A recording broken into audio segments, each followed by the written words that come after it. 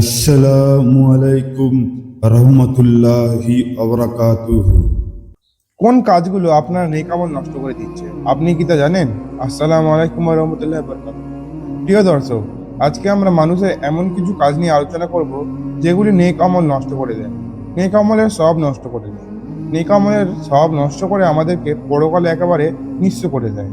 নেক আমল বিনষ্টকারী এইসব ক্ষতিকর কাজ সম্পর্কে আমাদের বিশেষ সচেতনতা প্রয়োজন। তাই আজকে আমরা এই বিষয়ে বিস্তারিত আলোচনা করব ইনশাআল্লাহ। সুপ্রিয় দর্শক, মানুষের দুনিয়ার জীবন হলো আখিরাতের জীবনের জন্য প্রস্তুতি গ্রহণের জায়গা। দুনিয়ার জীবনে আমল করা যায়, আমলের মাধ্যমে প্রস্তুতি নেওয়া যায়, ভুল ত্রুটি হলে সমাধান করে নেওয়া যায়। কিন্তু আখিরাতের জীবন হলো শুধুই ফলাফলের জায়গা। সেখানে শুধুমাত্র তাই ভোগ করতে হবে যা এখানে কামাই করা হয়েছে। সেখানে কোনো কিছু সমাধান করার সুযোগ নেই। এখানকার জীবনে আমরা যে নেক আমল করব, আখিরাতের জীবনে সেই আমলেরই ফলাফল উপভোগ করব। কিন্তু যদি আমাদের কোনো অসতর্কতার কারণে, শয়তানের ধোঁকার কারণে যদি আখিরাতে গিয়ে দেখা যায় যে আমাদের দুনিয়ার নেক আমলগুলো ধ্বংস হয়ে গিয়েছে, তাহলে কিন্তু আফসোসের কোনো অন্ত থাকবে না, হতাশার কোনো শেষ থাকবে না। কারণ আগেই বলা হয়েছে আখিরাতের জীবন কেবল ফলাফলের জায়গা। সেখানে আমলের কোনো সুযোগ নেই, ভুল ত্রুটি সমাধান করার কোনো সুযোগ নেই। আসলে দুনিয়া হলো একটি বাগানের মতো। এই বাগানে যারা ভালো কাজ করবে তাদের বাগানের সৌন্দর্য মৌলিত হবে, আর যারা এদের শয়তানের ধোঁকায় নিজেকে সঁপে দেবে তারা ক্ষতিগ্রস্ত হবে। নেক আমল হলো পরকালীন জীবনের মূলধন। নেক আমল মুমিনের সর্বোত্তম সম্পদ। আল্লাহর সন্তুষ্টি অর্জনের মাধ্যমে আখিরাতে সফলতার জন্য কবুলযোগ্য নেক আমলের কোনো বিকল্প নেই। মানুষ আল্লাহ ও রসুলের দেখানো পথ চলার মাধ্যমে সেই নেক আমলের পথে অগ্রসর হয় ও স্বভাব অর্জন করে। কিন্তু জীবন চলার পথে ইচ্ছা ও অনিচ্ছায় এমন কিছু করার সংগঠিত হয় যা খাঁটি ও কবুল হওয়া আমলগুলো নষ্ট করে দেয়। শয়তান মানুষের নেক আমলকে বিশেষ কিছু কাজের দ্বারা ধ্বংস করে দেয়। মুমিনের অসতর্কতার কারণে অনেক সময় তার নেক আমলগুলো নষ্ট হয়ে যায়, অথচ সেই সব কাজের বিনিময়ে সব প্রত্যাশা করে। ইমাম রাজি রহমতুল্লাহ আলাইহি বলেন, আলিমের ইলম প্রতহারা মানুষকে সঠিক পথ নির্দেশনা দেয়, দায়িত্বশীল নেতার সুবিচার মানুষকে সঠিক ফয়সাল্লা দেয়, ইবাদত বন্দেগীতে মশগুল হওয়া মানুষকে আল্লাহর ভয় ও মহব্বত তৈরিতে উদ্ধৃত করে, ব্যবসায়ীদের আমানতের অনুভূতি, হালাল ও হারাম মেনে ব্যবসা পরিচালনার আমানত রক্ষা করে, উপদেশ দানকারীদের নসিহত ইলম থেকে বঞ্চিত মানুষকে আল্লাহর দিক ফিরিয়ে আসার উপদেশ দেয়। কিন্তু শয়তান বিশেষ কৌশলে মানুষের এইসব ভালো কাজ ধ্বংস করে দেয়। শয়তান শের, কুফর, রিয়া ও লোক দেখানোর প্ররোচনা ইত্যাদির মাধ্যমে মানুষের ইলম বা ইনসাফ ও ইবাদত বরবাদ করে দেয়। ব্যবসায়ীদের আমানতের খেয়ালতে উৎসাহী করতে মারাত্মক প্ররোচনা দেয়। এই প্রতারণার মাধ্যমে দিনের উপদেশকে কলঙ্কিত করতে পর্যন্ত চেষ্টা চালায়। নেক আমল ধ্বংসকারী উল্লেখযোগ্য 10টা কাজ আজকে আমরা জানব। প্রিয় দর্শক, শয়তান যে সকল কাজের মাধ্যমে আমাদের নেক আমল ধ্বংস করে যায় তার মধ্যে হতে উল্লেখযোগ্য 10টি কাজ নিয়ে আজ আমরা আলোচনা করছি। আল্লাহর সঙ্গে শিরিক করা। আল্লাহর সঙ্গে কাউকে শিরিক করলে ঈমান ও আমলের নষ্ট হয়ে যায়। এই প্রসঙ্গে আল্লাহ তাআলা ইরশাদ করেন, ولقد أوحي إليك وإلى الذين من قبلك لئن أشركت ليحبطن عملك ولا تكونن من الخاسرين। অর্থাৎ অবশ্যই আপনার ও আপনার পূর্ববর্তীদের প্রতি প্রত্যাদেশ করা হয়েছে যে যদি আপনি আল্লাহর সঙ্গে শিরিক করেন তাহলে অবশ্যই আপনার আমল নিষ্ফল হয়ে যাবে এবং অবশ্যই আপনি ক্ষতিগ্রস্ত হবেন। তাই আমাদেরকে সর্ব অবস্থায় শিরিক থেকে বিরত থাকতে হবে এবং শুধুমাত্র আল্লাহর জন্য ইবাদত করতে হবে। যেমন আল্লাহ তাআলা নিজ ভাষায় বলেন, ولله فاعبد وكن من الشاكرين। বরং আল্লাহর ইবাদত করুন এবং কৃতজ্ঞদের অন্তর্ভুক্ত থাকুন। পরকাল অস্বীকার করা। পরকাল বা আখিরাত অস্বীকার করলে ব্যক্তির আমল নষ্ট হয়ে যায়।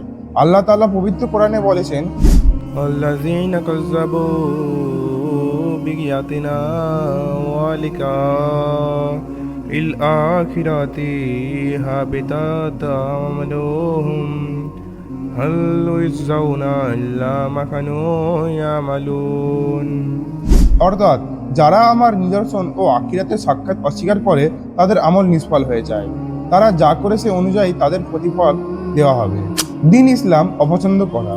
ইসলামী আল্লাহর মনোনীত একমাত্র দিন ও জীবন ব্যবস্থা।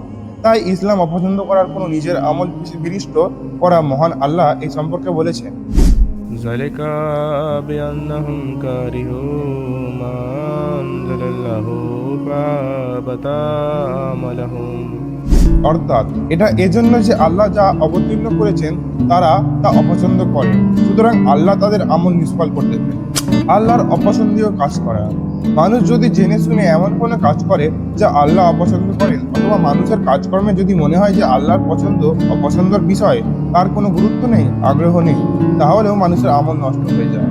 পবিত্র কোরআনে ইরশাদ হয়েছে, ذلك بأنهم اتبعوا ما أسخط الله وكرهوا رضوانه فأحبط أعمالهم।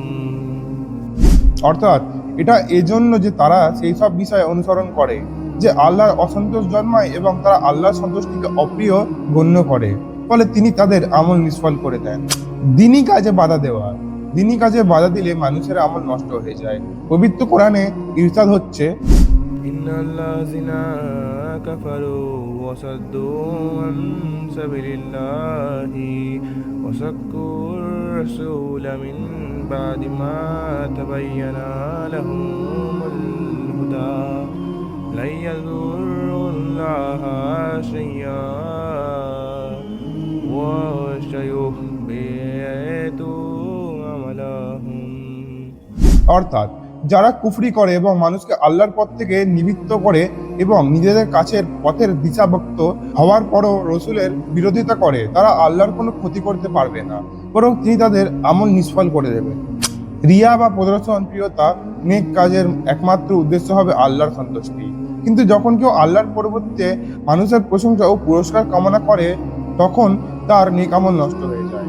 আল্লাহ তাআলা পবিত্র কোরআনে বলেছেন, من كان يريد الحياة الدنيا وزينتها نوفي إليهم أعمالهم فيها وهم فيها لا يبخسون أولئك الذين ليس لهم في الآخرة إلا النار وهبط ما صنعوا فيها وباطل ما كانوا يعملون। অর্থাৎ যে ব্যক্তি পার্থিব জীবন ও তার শোভা কামনা করে, দুনিয়াতে আমি তাদের কাজের পূর্ণ ফল দান করি এবং তাতে তাদের কম দেওয়া হবে না।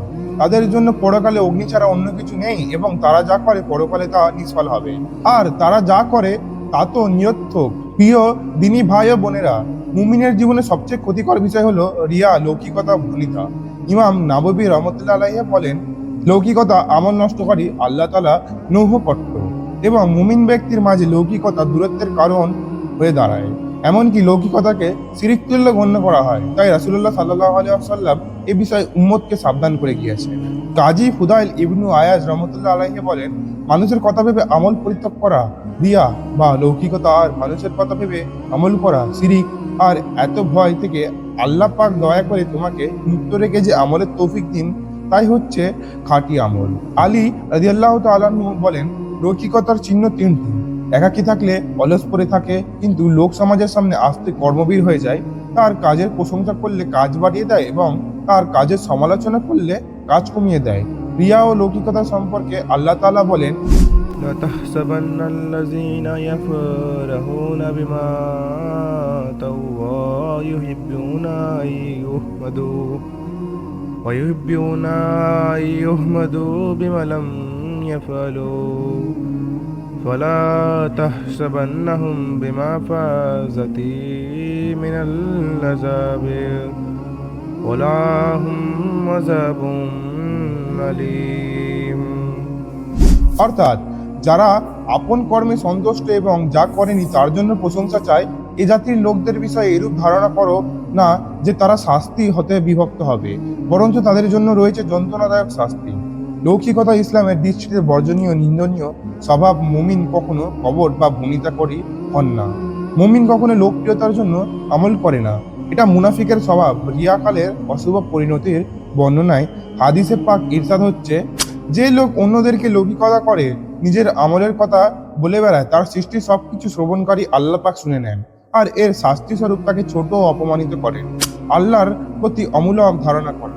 আল্লাহর প্রতি অমলের ধারণা বান্দা সব আমল নষ্ট করে ফেলতে পারে, বিশেষত আল্লাহর নামে মিথ্যা শপথ করলে। রাসূল সাল্লাল্লাহু আলাইহি সাল্লাম বলেছেন, এক লোক বলল, আল্লাহর শপথ, আল্লাহ অমুক লোককে মাফ করবেন না। আর আল্লাহ বলেন, সেই লোককে যে শপথ করে বলে যে আমি অমুককে মাফ করব না, আমি তাকে মাফ করে দিলাম এবং তোমার আমল নষ্ট করে দিলাম। আল্লাহ ও তার রাসূলের অসম্মান করা। আল্লাহ রাসূলের সম্মান রক্ষা মুমিনের দায়িত্ব। কেউ তা নষ্ট করলে তার মন নষ্ট হয়ে যাবে।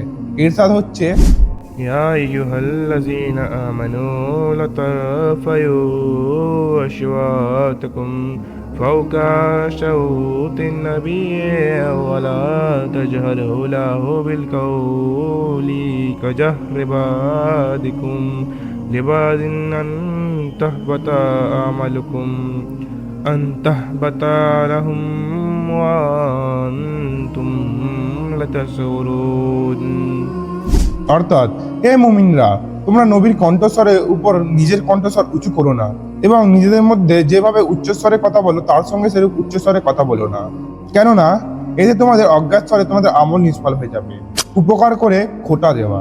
কারোর প্রতি অনুগ্রহ করে খোঁটা দিয়ে আমল নিষ্ফল হয়ে যায়। মহান আল্লাহ তাআলা পবিত্র কোরআনে বলেছেন, يا أيها الذين آمنوا لا تبطلوا صدقاتكم بالمن والأذى كالذي ينفق ماله رئاء الناس ولا يؤمن بالله واليوم الآخر। অর্থাৎ, হে মুমিনরা, দানের কথা প্রচার করে এবং কষ্ট দিয়ে তোমরা তোমাদের দানকে সেই ব্যক্তির মতো নিষ্ফল করো না যে নিজের সম্পদ লোক দেখানোর জন্য ব্যয় করে থাকে এবং আল্লাহ ও পরকালের প্রতি বিশ্বাস রাখে না। গোপনে পাপ করা। আল্লাহ গোপনে কাজ করা অপছন্দ করেন। সেই প্রকাশ্য পাপের মতো গোপন পাপও পরিহার করা উচিত। সৌবার রহমাতুল্লাহ আলাইহি থেকে বর্ণিত, নবী করিম সাল্লাল্লাহু আলাইহি ওয়াসাল্লাম বলেন, আমি আমার উম্মতের কিছু লোক সম্পর্কে জানি যারা কিয়ামতের দিন তেহামার শুভ্র পর্বতমালা সমতুল্য নেক আমল নিয়ে উপস্থিত হবে, কিন্তু আল্লাহ তাআলা সেগুলোকে বিক্ষিপ্ত ধূলিকণায় পরিণত করবেন। সাবান রহমতুল্লাহ আলাইহি বলেন, হে আল্লাহর রাসূল, তাদের পরিচয় পরিষ্কারভাবে আমাদের কাছে বর্ণনা করুন যাতে অজ্ঞাতসারে আমরা তাদের অন্তর্ভুক্ত না হই। তিনি বললেন, তারা তোমাদেরই ভ্রাতৃ গোষ্ঠী এবং তোমাদের সম্প্রদায়ভুক্ত। তারা রাতের বেলা তোমাদের মতো ইবাদত করবে, কিন্তু তারা এমন লোক যারা গোপনে আল্লাহর হারামকৃত বিষয় লিপ্ত হবে। আল্লাহ রাব্বুল আলামিন আমাদের সকলকে নেক আমল বিনষ্টকারী এইসব ভয়াবহ অভ্যাস থেকে হেফাজত করুক এবং নিজেদের আমলে যথাযথ প্রতিদান লাভ করার তৌফিক দান করুক। আমিন। এই ভিডিওটি ভালো লাগলে আপনার প্রিয়জনদের কাছে শেয়ার করে দেবেন।